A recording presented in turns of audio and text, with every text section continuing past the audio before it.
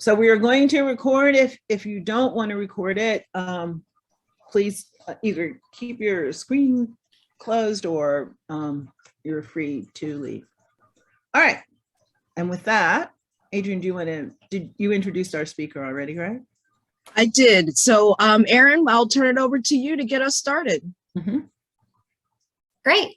Thank you very much. Good afternoon, everyone. My name is Erin, and we certainly appreciate the opportunity to be here with you all today, and we're grateful to each of you for taking the time. So we do have some information that we'd like to share to kind of start us off, foundation for our conversation, but we absolutely want to make sure we have time for questions. So I will be monitoring the chat function. I may also be dropping in helpful links based off of what we're discussing today. So please feel free to start submitting those questions in the chat. And then once we kind of get through a little bit of information, then we'll open our discussion.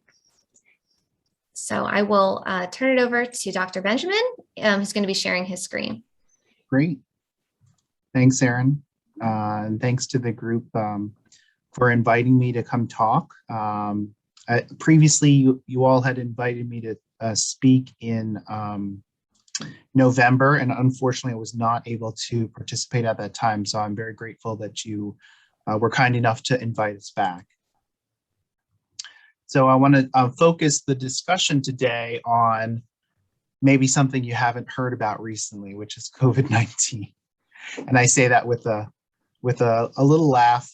It's been something that's occupied our time for several years now at this point. And I hope people have had some time to think about the discussions and the dialogue and the information that's come across and how that affects the people around you, your friends, your family, your coworkers, also your communities, the city you live in, and how that affects your everyday life. So I'm hoping you can see my screen. So I just want to confirm that. Okay, so let's start just with basic numbers. How many cases do we have? How many people are dying from this disease? And I want to kind of focus the discussion on the recent Omicron surge, because I think that is, of course, top of mind for a lot of people.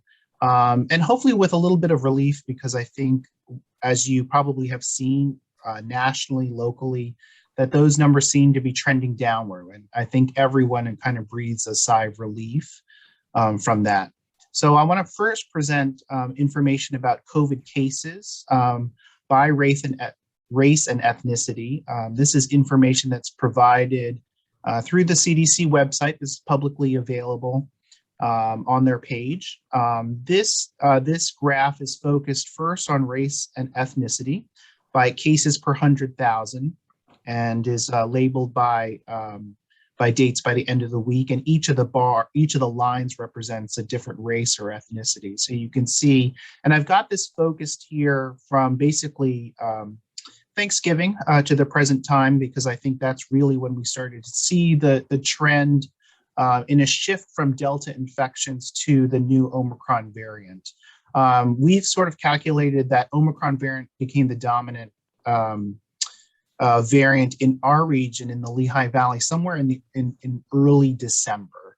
And so you can see here, probably within a week of that, this sort of low area is sort of where we see the transition happening from Delta infection being dominant to Omicron.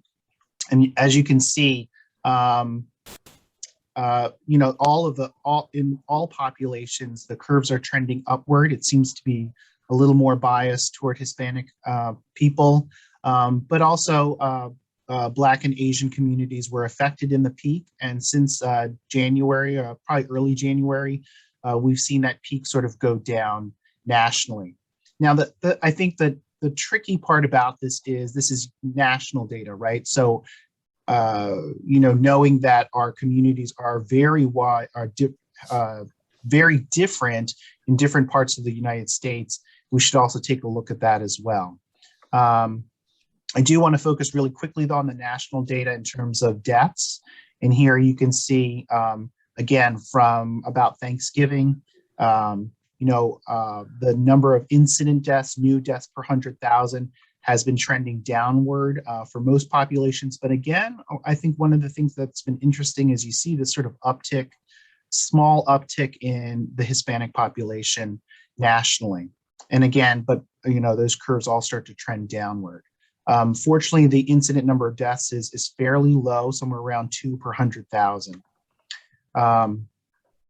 Now, I think one thing that the Department of Health and Human Services focuses on is regional data. So in the upper left corner, you can see here the United States is broken up by regions, and Pennsylvania falls into region 3. And this includes our neighbors to the east and north, New York and New Jersey, as well as some states south of us. And in region 3, you see a similar trend in terms of COVID cases per 100,000. Again, you still see the disproportionate number of Hispanic people that are affected in this area. But as well, you also see a peak here in early January among Black population and white people as well here. Again, fortunately, all trending downward to the sort of, I won't call it a vanishing point, but certainly much fewer numbers throughout. And then looking at deaths. Now, I should also mention that in one of our principles in epidemiology in terms of infections is that the progression is normally you see cases rise and fall first in the community as people get more and more sick. A proportion of those people will end up going to the hospital. So hospitalizations will, any increases or decreases will lag but behind the trend that you see in cases. With COVID, we've seen that usually occur somewhere around 2 to 3 weeks. So as cases go up, 2 to 3 weeks later, we will see an increase in hospitalizations. Similarly, following the hospitalizations, then you start to see deaths follow the same trends as cases and hospitalizations. And then again, that tends to lag behind the hospitalization somewhere around 3 to 4 weeks later. The one interesting thing about Omicron is because it's so transmissible and has been relatively less severe than Delta, we see a lot of those trends in cases, hospitalizations, and deaths decrease in pretty rapid succession.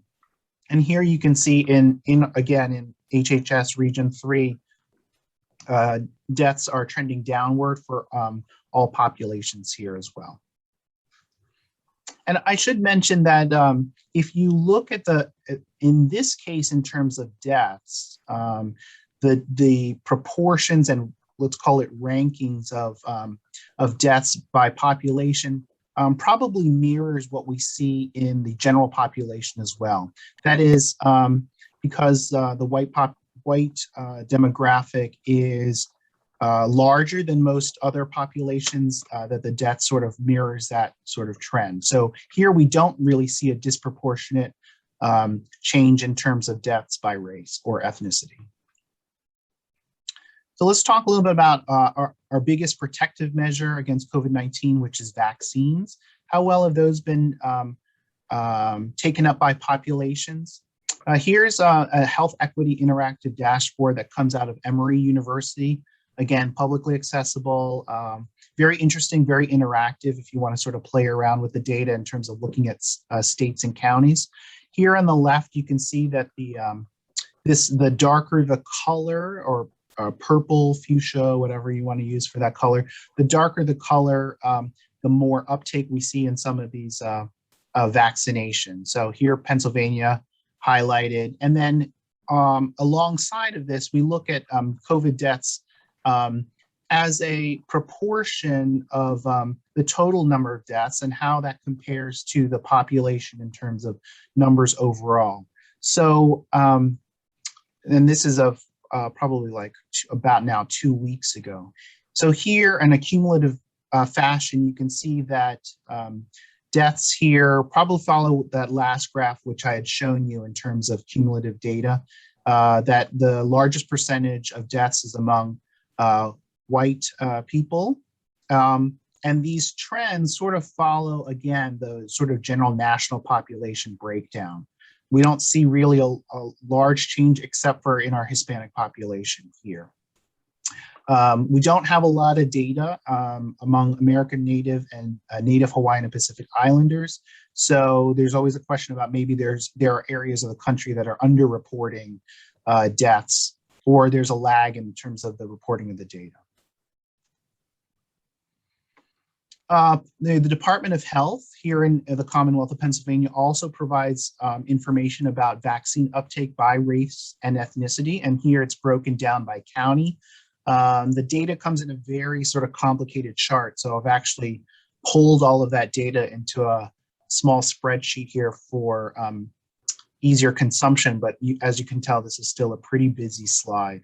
But the counties are listed, our local counties are listed here on the left, and then the uptake of vaccine by dose is listed here and broken down by race or ethnicity. So as an example, you can see here for Asian Pacific Islander people in Lehigh County, about 49.4% of Asian Pacific Islanders in Lehigh County have received at least one dose. And this number is then broken down by whether patients, these people had received full doses of vaccine. So here, 39.5% of Asian Pacific Islanders in Lehigh County have received, are considered fully vaccinated. So you can see that the numbers are quite, I'll call them spread out, I guess is the word, but not as high as what we would like to see in terms of, increased uptake. So I think there are certainly opportunities in all populations to increase our outreach and opportunities to vaccinate more and more people and get them up to full vaccination, because I think we don't want vaccinations to be reactive. We want vaccinations to occur to be preventive. We don't want people to say, oh, there's a surge of a certain variant, I'm going to get my vaccine now.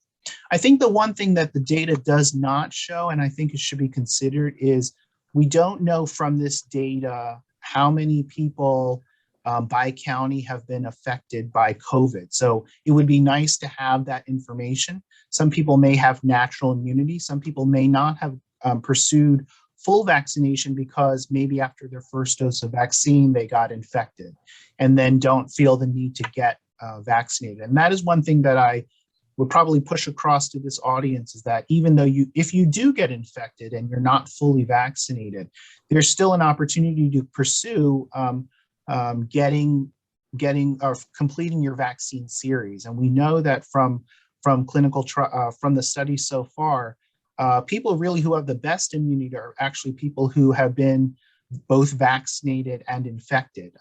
Their antibody levels seem to be higher, and the duration of their immunity seems to be longer than people who are just fully vaccinated. I don't want people to think that I want people to get infected as a way of boosting your own immunity. But if you happen to be a person who's been infected but haven't completed their series, I do encourage people to go on and get fully vaccinated to booster your immunity levels. And talking about boosters, here's some data from the CDC and their health equity section about when people are fully vaccinated and may be eligible for a booster, how many of them go out to pursue them? In order for a fair comparison in terms of boosters, the data is limited to all adults over the age of 18. And so, for example, here you can see that out of, I'll use the first bar as an example, out of 18 million or 18.09 million Hispanic people who are eligible to get a booster, here we see that about 35.5% of them have received a booster, but yet almost 2/3 still have not received a booster.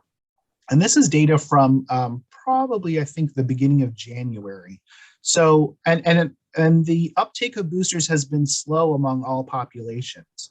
I think there's an element of fatigue here as well. We see a similar trend of slow uptake of vaccinations for eligible populations. So when vaccines were made available to ages 5 through 11 for Pfizer vaccine, you would think that, you might think that, I want my kids to get vaccinated. I'm going to get them, as soon as that's approved, I'm going to get them out to get a vaccine. But what we've seen is actually the rate of rise and acceptance of vaccinations among kids 5 through 11 has been slower than what we've seen in adults the same time last year when vaccines were made available to the general population. So I think there's an element of pandemic fatigue. I think people are just like, oh, another vaccine, you know, I got to get my boosters. And I think people are just kind of like hemming and hawing about getting boosted. It may also reflect, again, the fact that because of the easy transmissibility of Omicron variant, that people are actually getting infected. We have seen more breakthrough cases of infections among fully vaccinated individuals for a couple of reasons. One is a large number of the population in Pennsylvania is fully vaccinated at this point. So for infections to occur, they're still going to occur at what seems to be a higher rate. Fortunately, the majority of those cases in vaccinated people are mild and do not require hospitalization and don't lead to death. But as you can see, we have opportunities to improve booster uptake in our community. Here's a similar look, focusing specifically on people 65 years and older who have received booster doses, and this is data just of within the last month. And as you can see here, I've added these percentages in if you go to the Kaiser Family Foundation site, you can hover over these numbers and see the percentages. So I've added those in. But here you can see broken down by age greater than 65, the total number of people who've received a booster dose, how many of them had received a booster dose in the last 14 days, and how many of those people are fully vaccinated but have not gotten a booster yet. And you can see the proportions of uptake for boosters in the over 65 category is very similar among these populations. But you can also see that the uptake is very low for boosters in certain populations. And I've added those down there because you might be able to see the green bars here for Native Hawaiian and Pacific Islander populations. But down, as you can see here, it's 0.2% uptake and 0.2% as well. So again, challenges for people to get vaccine. And if you think about it, availability, at least locally, is pretty much the same. It's not that you have to go to separate places to get your primary vaccines as opposed to getting your booster doses. They're all given in the same place. So we should talk about vaccine hesitancy. That was a big topic when vaccines first came out a year ago. If you think about the timeline, vaccines were first in the hands of Lehigh Valley Health Network as of December 17th. I remember that day very well. We vaccinated our first healthcare workers the following day once we got vaccine. And I think a lot of us thought, this is it. This is going to be a game changer. We're going to see that, lots of people get vaccinated. We're going to see COVID sort of disappear. And I think the feeling among healthcare workers is that, vaccines have done an incredible job of preventing severe disease and overwhelming our hospitals, but we continue to see surges of different variants and especially affecting people who are unvaccinated. And I think that's led to a lot of, a decrease in morale among healthcare workers. So we should talk a little bit about vaccine hesitancy. And a lot of the data about vaccine hesitancy, of course, was early on. Last year, we saw lots of surveys. You might have seen a very large survey done through that was published in the New York Times about hesitancy and how to combat those. So what's been the update? It seems like more and more people are tuning in and getting vaccinated. So what's happening to people who are not getting vaccinated? This is a breakdown at the national level from the physiciansweekly.com that looks at hesitancy based on surveys that are done on a national level, but at the county level. So let me do this for a second. But here I focused on Pennsylvania, all ages, all races, all genders. And what we see here in Pennsylvania, according to this survey, is that about 8% of Pennsylvanians are resistant to getting vaccine, meaning they will never, ever get a vaccine, no matter what you say or do, no matter what their risk of infection is. We have people who are hesitant that say, I'm not totally opposed to getting a vaccine, but I'm just not going to get it just yet. This population probably includes a lot of people who have natural immunity, and it doesn't separate out when they got infected, so we don't know what the breakdown of these people are, if these are recent infections, and people who would not get a vaccine because they're relying on natural immunity. We have people who are ready to get vaccinated. They may not be of certain age groups or at the right time to be vaccinated. As you can see, this is probably a very low, small subpopulation of people. And the majority of Pennsylvanians, as you've seen in statewide data, are vaccinated at 86%. But if you combine this group, the 13% who are either resistant or hesitant, what are their concerns? So based on this survey, the top concern is still unknown risk. Number 2 is, are lethal effects? This vaccine is going to do harm to me. Number 3, the research was rolled out too fast. We don't have enough data to say what the safety is like. There's been a lot of talk about blood clots, mostly, in the data, mostly focused on Johnson & Johnson vaccine.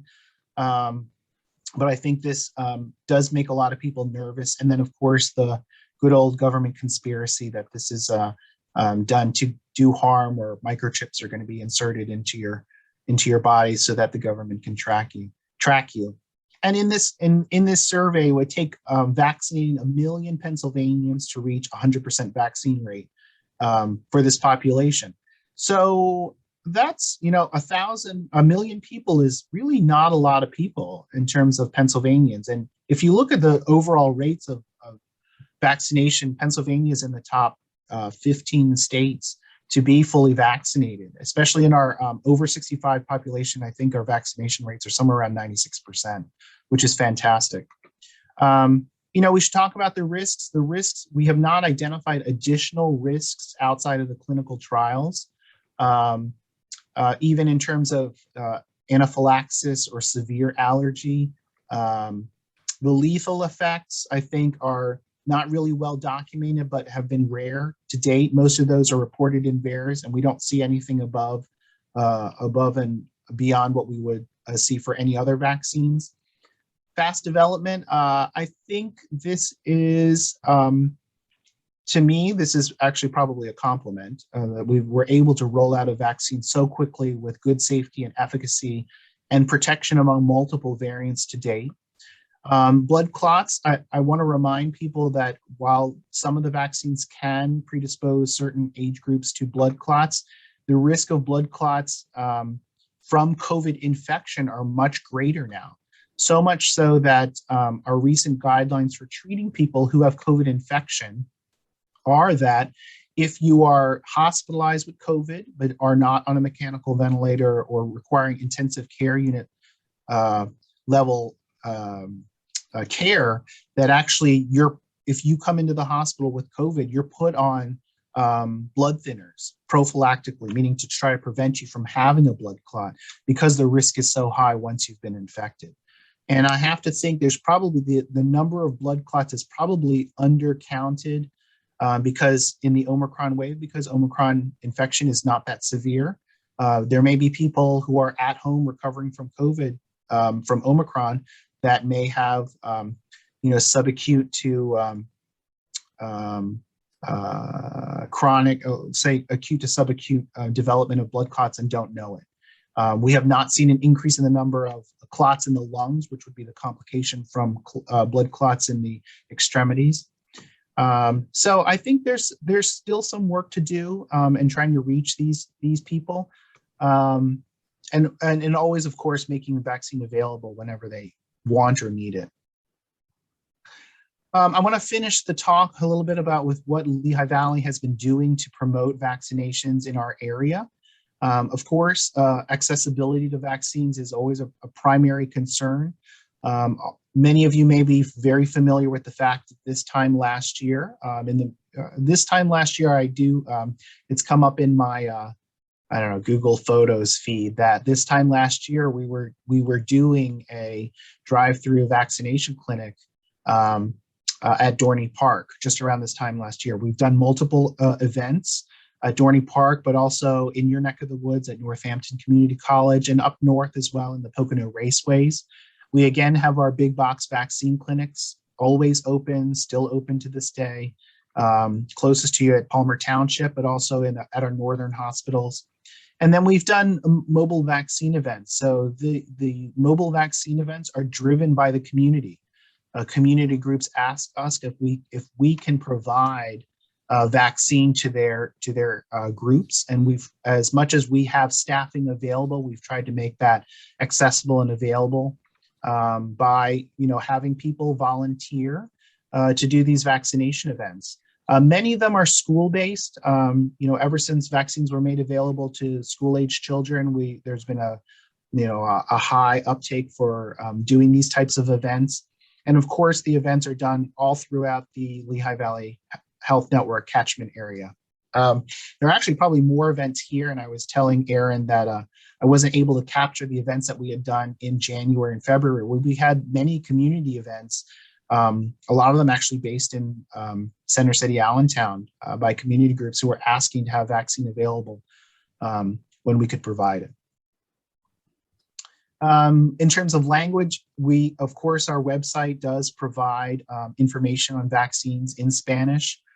Some of our Spanish-speaking physicians have also gone out to places like La Mega Radio to provide information about vaccines in Spanish. All of our vaccine clinics have had walk-in and currently actually have walk-in availability. So it doesn't need to be that you set up an appointment. If you are finally feeling that urge to get vaccinated or to get boosted, and there's a clinic that's open, you can walk in and we can help make arrangements for you to get vaccinated or boosted. And then finally, I just want to leave the group with this final number. To date, Lehigh Valley Health Network has given out almost 600,000 doses of vaccines, and that includes first doses, second doses, third doses, for immunocompromised people, fourth doses, which are boosters for immunocompromised people, and boosters in general to the general population. We've had uptake in almost every age group. We're waiting for Pfizer to get approval for kids under the age of 5 to get vaccinated as well.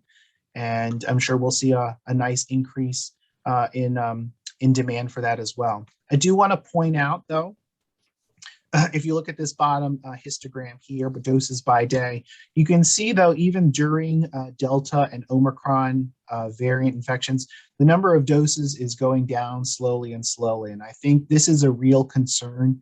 It may reflect the fact that a lot of people are already vaccinated and boosted, and I think that's great. But as you can see from the data, we still have a ways to go to reach many populations to get them even first doses. And I think that's always been our priority, top of mind. What's the best way to engage and get those people protection from, potential future surges. As much as I don't like to acknowledge that, it's something we have to be prepared for, especially as a health network.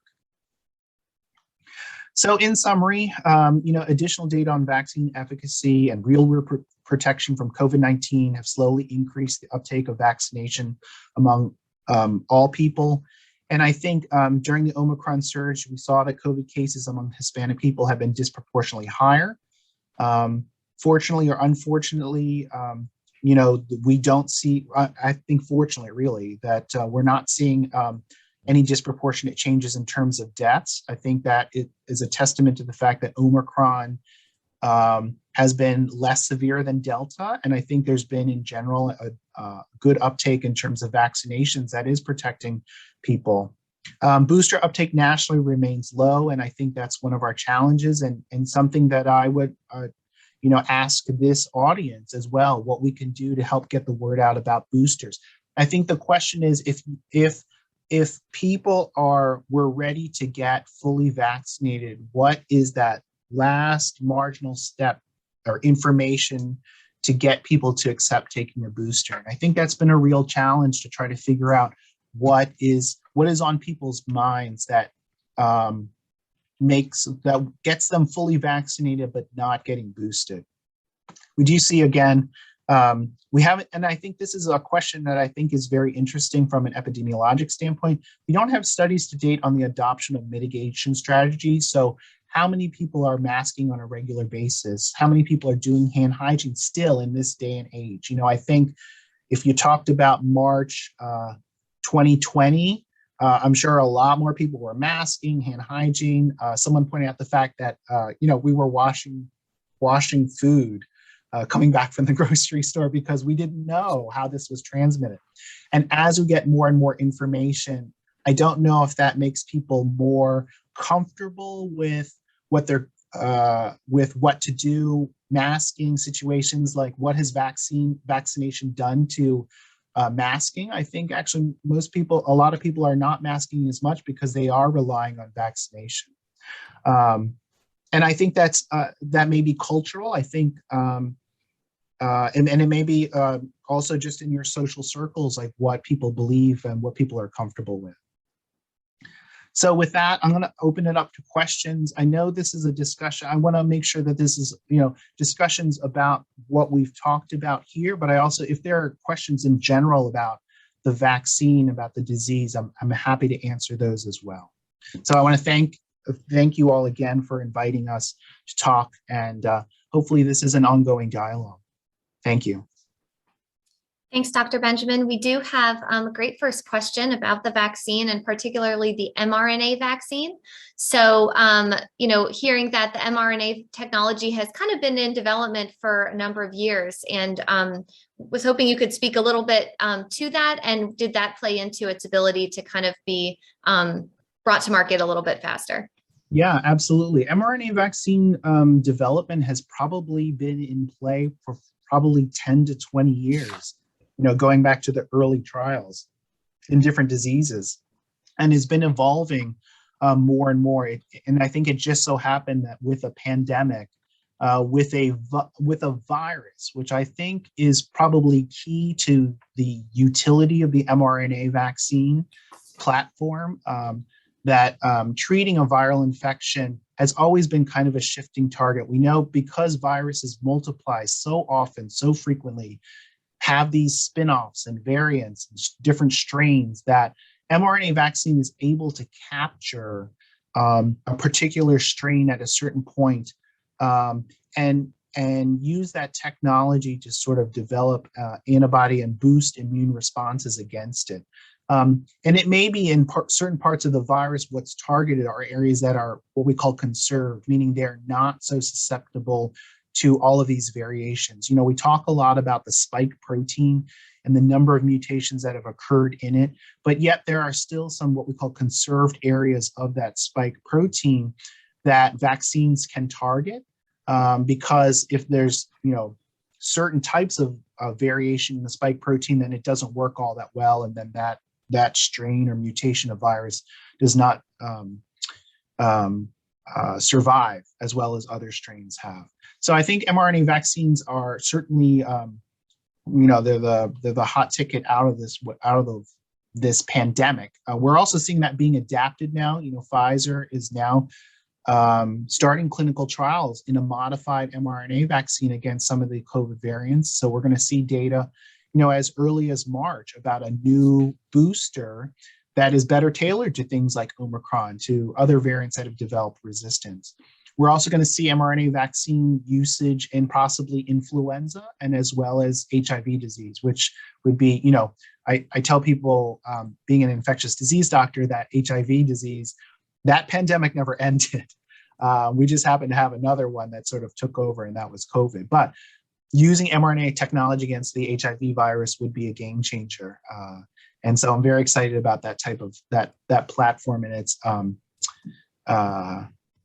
adaptability to different processes. Great, thank you. Another question regarding the vaccine.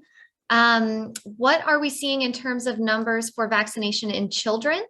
And then a second part, when we're thinking about hesitancy, are the concerns the same, for a pediatric population, or are we seeing different concerns as it relates to hesitancy? Yeah, so let's, I may have this on this slide, and I think we probably have. So let me move this out of the way. So in the bottom, on the right side of this graph, you can see full numbers. And so it probably would focus on obviously the 5 to 11 and 12 to 17 age groups. You can see that these numbers are a lot lower than what we would expect. The problem is it's hard for me to show you on this graph how to compare what our total populations of 5 to 11-year-olds are. But, certainly there are certain concerns about, what its effect will be on younger children. There was a signal during the Moderna data about increased risk of myocarditis or inflammation of heart muscle in younger men. I think the age group was like 17 to 24, but I could be wrong about that there was an increased signal in number of cases of myocarditis among that population. And I think, if you're the parent of even like a 10 or 11-year-old, you may say, well, if I give my kid the vaccine, even though they're not in that demographic, what's to say that might not happen 3 or 4 years later? Maybe the myocarditis is going to be latent. And these are the kind of stories and thought processes that we want to challenge and overcome with the data that we have. But certainly, I think I think the other concern that a lot of people have is, how does new mRNA vaccine affect fertility? That is probably the biggest question on a lot of people's minds about what that's going to do to younger children. So far, we still have not seen any increased signal or evidence that it does affect fertility, even in younger women who in the adult population who are receiving vaccines. Great. How about, there was a question about masks, and particularly, masking requirements or mask mandates. What is the criteria for lifting some of those mandates or restrictions, and when could that happen? I think that depends on your school district, right? Because I think the governor at this point said that they were not able to put in a mask, or was going to said that the mask mandate would be left up to the school districts to determine. I believe that's the current situation. I will tell you, with that caveat, I don't have children of my own, so I don't sometimes always follow what is happening in different school districts in terms of mask mandates. But I think it's been left up to the school districts. Okay. How about more broadly for general population? Yeah. So so let's talk about the situation, I guess, in the healthcare community. It's probably the closest thing we can sort of talk about. So as a hospital epidemiologist, that question is asked of me all the time. Now that cases are coming down, when can we get rid of masks? Masking is really dependent on how much COVID is in the community. And that is a determination of, the number of new cases per 100,000 in the county. When that number starts to decrease to somewhere around 5 to 10 cases, or probably even less than 50 cases, you'll see in the current state recommendations from the Department of Health, that's when we can start talking about removing mask mandates in healthcare settings. If you think about where we're at right now, I think we're somewhere around 200, 300 cases per 100,000 in Lehigh County. So we still have a very long way to go before we even have the discussions about removing masks in the healthcare setting. When our network gives counseling advice about masking, it is again based on transmissibility, how many cases are in your community. So again, I think all of those ideas about a mask mandate really depend on getting cases down. And I think with Omicron, because there's so many cases in the community, it's just taking a long time for that number to actually get to that 50, 10, 5 cases per 100,000. All right, here's another great question. So we have obviously a number of representatives from the university. I believe the university also invites some of its community partners today. So what can individuals and community partners do to help counter some of the misinformation about the COVID-19 vaccine? Yeah, that's a great question. And it's a question that we ask all the time. I think there's a couple features. I think the primary one, if someone asks me what they can do to help combat hesitancy and misinformation, is one, you have to listen. And two, you have to accept where people are at. If someone has the idea that, the mRNA vaccine is going to cause infertility, or have repercussions in terms of pregnancy and miscarriage and things like that, you have to listen to what you have to listen to that. You can't just, I can't go at people and say it absolutely doesn't do that because the data shows this. Like, people shut down, actually. Interestingly, people shut down when they hear data thrown at them for ideas and perceptions that they have. So we kind of have to start first by stepping back and saying, what is your concern about infertility? What is your concern about these vaccines? And I think a lot of times we hear a couple things. We hear anecdotal, stories. Someone close to them seemed to have a problem with their pregnancy after they got vaccinated, and so we have to go. And those stories are actually very powerful. Those same stories actually can be used to say, well, Mrs.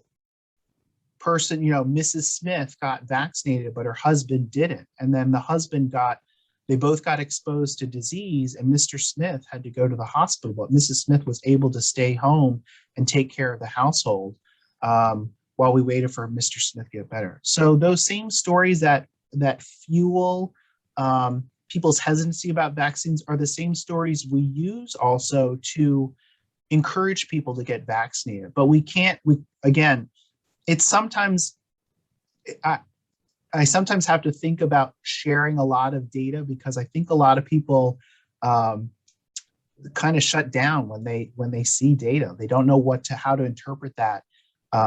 But telling those personal stories and accepting people where they're at and listening to their concerns is really the first two things I tell people about how to overcome hesitancy. Right. I think we did pretty well in the chat. There was a recognition that LVHN, hosted a vaccine clinic with Lehigh just last month. Looks like there were an additional 83 students and staff who were able to be vaccinated. So again, we thank you for the great partnership with Lehigh. I think we're okay. So if people did have questions, or maybe questions they didn't want to share today, but something we can follow up with you, I will drop my email address in the chat, and a few other maybe helpful links that you may want to reference afterwards. If you did enjoy Dr. Benjamin's data, LVHN also posts its COVID-19 trending data regularly at lvhn.org/COVID-19 report, and I'll share that link as well. Now I think I'm turning it back over to our organizers. But again, Dr. Benjamin, thank you so much for your time. Always learn something new, and appreciate the opportunity to be a part. Absolutely. Thank you. I'm just going to echo the thanks all around here. So thank you, Erin, for being a wonderful moderator. Thank you again, Dr. Benjamin, and thank you to all our attendees today for joining and engaging in dialogue. Krissa, that question that you put in the chat, that was a really great culminating question. And I think, Dr. Benjamin, what you said about asking questions and listening is so critical to any conversation or dialogue. So it was a really good culminating moment. So everyone who attended today will be informed of the future CCAR events. I don't know if we're able to pull up the contact info for okay, yay, thank you. So this is the contact info for our CCAR planning team. If possible, we ask that you also provide your ideas, your availability, and feedback via our survey. So there should be a link in the chat with the survey. Also, we wanted to let you know that this February, we're going to be celebrating Black Excellence Month, and you can visit a link that will also be in the chat to view the schedule of events. That's also up on the screen here. But otherwise, just thank you all for being here, and have a great rest of your day.